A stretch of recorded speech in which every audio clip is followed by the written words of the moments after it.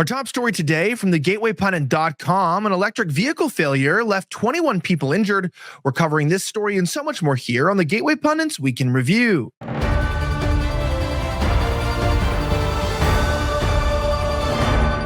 My name is Elijah Schaffer, and this is the Week in Review, where we cover the top 5 stories of the last 24 hours in around 10 minutes. Our top story today from the gatewaypundit.com, explosive EV failure in a packed garage leaves 21 hospitalized, Jared Harris of the Western Journal reports. The fiery failure of an electric vehicle led to countless other cars being damaged and caused conditions hostile enough to send nearly 24 people to the hospital. The devastating incident unfolded on the morning of August 1st as an electric Mercedes-Benz EQE caught fire while parked in an underground garage below Incheon, South Korea apartment complex. The vehicle was not charging or running when ignited. According to Korea Jongyang Daily, the fire department received nearly 200 calls while the fire spread and belched black smoke into the sky. In total, 177 first responders arrived to fight the fire and handle evacuation of the complex. Despite the massive response, it took emergency crews 8 hours to extinguish the blaze completely. In total, 106 people were rescued as smoke filled the area, and another 103 others were evacuated. No deaths were reported, but 21 people were sent to the hospital with injuries sustained during the fire. Several children and a firefighter were among those hospitalized. A surveillance video from the garage showed white smoke streaming from the Mercedes. An explosion followed a few seconds later, igniting the blaze. Watch. 예,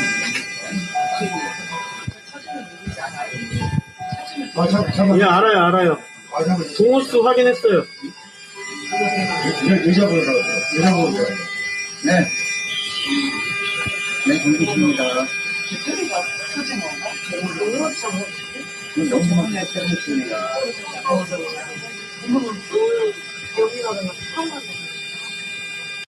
Obviously, this goes to show you that electric vehicle technology still has a long ways to go, especially in battery development. And so before we all switch over to these explosive and dangerous machines, maybe we should continue to drive our motor vehicles.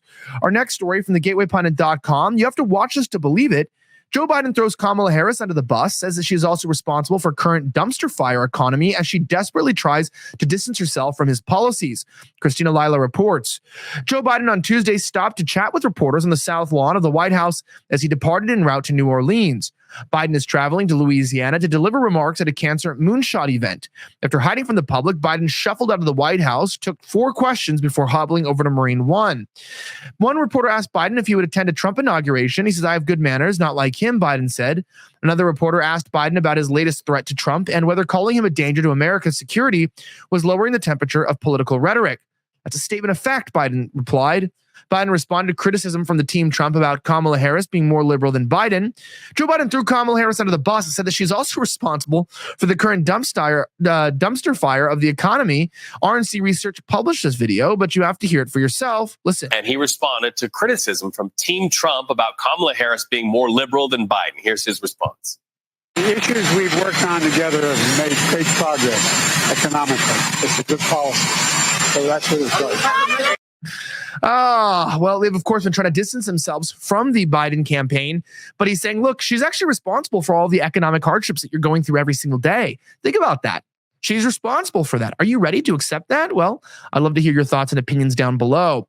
Our next story, a new low even for CNN. Far-left host Dana Bash lies about Trump and Musk conversation on Hiroshima and Nagasaki, but she got caught. Check this out. CNN host Dana Bash was caught lying about Elon Musk and Donald Trump's discussion on the nuclear attacks in Hiroshima and Nagasaki and nuclear energy during their historic Twitter space on Monday night. The Trump-Musk Twitter's X space shattered all records with over 1 billion combined mentions in the first 12 hours. It was truly historic. So Dana Bash and CNN did what they had to do to tear both men down. Had to, what? Openly lie about their conversation. We have a bit of this clip here. I want you to listen for yourself. Here's what she had to say. Watch. I want to play one exchange that was kind of classic. Well, there were a lot of exchanges that were classic Donald Trump, but this one really stuck out to us. And Nagasaki were bombed, but now they're like full cities again. So right, it's really not something that, you know, so it's not as scary as people think, basically. So that was more Elon Musk than Donald Trump talking about, sort of suggesting that what happened almost 80 years ago, I think 80 years ago next year, the bombing of Hiroshima and Nagasaki, now it's okay. Kind of trying to blow Yeah, that's what one user explained here in this bombshell, right? They said, hey, look, CNN's Dana Bash, Ryan Saavedra, blatantly lied about Trump and Musk's conversation last night. She falsely claimed that Musk and Trump said that it was okay to drop nuclear weapons on Japan. Audio from their talk last night shows that is not at all what they were talking about. They were talking about using nuclear power to generate electricity and how even there's been accidents, it's eventually safe to move back to those areas, as evidenced by Hiroshima and Nagasaki are both thriving cities now. Also, historians and military officials have said that far more people would have died if the U.S. did not drop the atomic bombs on Japan, because the U.S. would have had to invade Japan and more American soldiers and Japanese would have died as a result. But of course, we leave it up to CNN to be full of crap and full of lies. Our next story, hundreds of families are forced to vacate from a Colorado apartment complex after Kamala Harris's Venezuelan migrant gang members take over the building. Christina Lila reports. Kamala Harris's America. An apartment complex in Aurora, Colorado is closing after Kamala Harris's Venezuelan migrant gang, known as Tren de Aragua, if that's even how you say it, took over the building. Hundreds of families were forced out of their apartment units thanks to Kamala Harris's dangerous open borders policies. Many of the evicted families are struggling to find new homes. The city of Aurora tried claiming the apartment buildings as being shut down due to code violations. However, a city council member says that's a lie. We're not buying this, said Aurora City Councilwoman Danielle Jurinsky. We believe that, yes, there are code violations, but this started because of a gang takeover. That's what we believe. The task force is investigating Tren de Aragua's connection to Aurora apartment complex. Is that Aragua's? I don't know how to pronounce that, guys.